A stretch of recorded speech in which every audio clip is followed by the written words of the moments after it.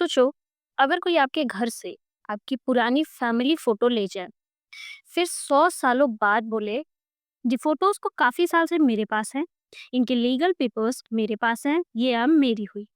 कैसा लगेगा? कितना बुरा लगेगा ना, चीज आपकी, लेकिन उस पर क्लेम कोई और कर रहा है।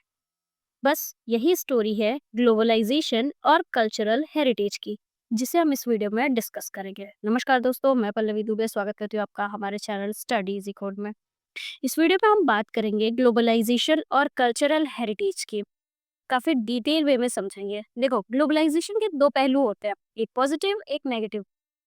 और आज हम बात करेंगे ग्लोबलाइजेशन के उस साइड की जिसके बारे में इकोनॉमिक हेडलाइन कभी डिस्कस ही नहीं करती। तो बने रहे वीडियो में हमारे साथ और वीडियो को ध्यान से अच्छे से देखिए। ग्लोबलाइजेशन का सिंपल मतलब होता है कंट्रीज एक दूसरे से ट्रेड कर रही हैं, इंटरनेट से सब कनेक्टेड है, एक कंट्री का कल्चर दूसरी कंट्री तक पहुंच रहा है। सुनने में सब पॉजिटिव लगता है ना? लेकिन प्रॉब्लम तब स्टार्ट होती है जब कल्चर को प्रोडक्ट बना दिया जाता है, और यही है ग्लोबलाइजेशन का सेकंड और नेगेटिव पार्ट, जो कि हमें नहीं दिखाया जाता है और ना ही हम देखने की कोशिश करते हैं। देखो, पहले कल्चर मतलब क्या होता था? लाइफस्टाइल।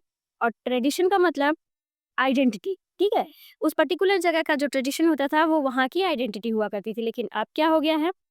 कल्चर एक कंटेंट बन के रह गया और ट्रेडिशन मार्केट आइटम।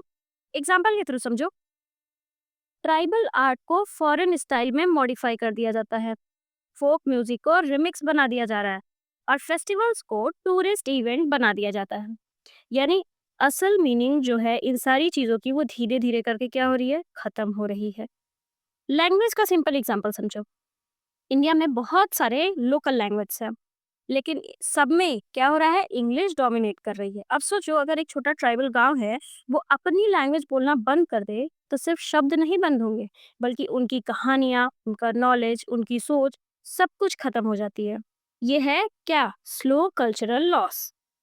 अब क्राफ्ट को भी एक एग्जांपल लेकर के समझो। देखो, एक टाइम था जब हैंडलूम और हैंडमेड चीजें नॉर्मल थी। लोग हाथों से कपड़े वगैरह बनाते थे, हाथों से सामान बनाते थे घर पे इस्तेमाल किए जाने के लिए। लेकिन अब मार्केट में क्या बिक रहा है?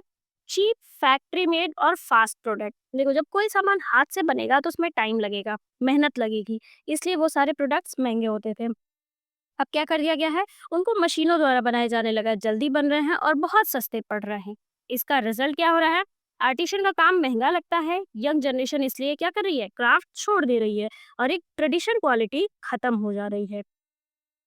और तो और, एक टाइम पर फॉरेन कंपनी ने हल्दी के मेडिसिनल यूज पर पेटेंट लेने की कोशिश की, और बासमती राइस पर भी ओनरशिप क्लेम हुआ था।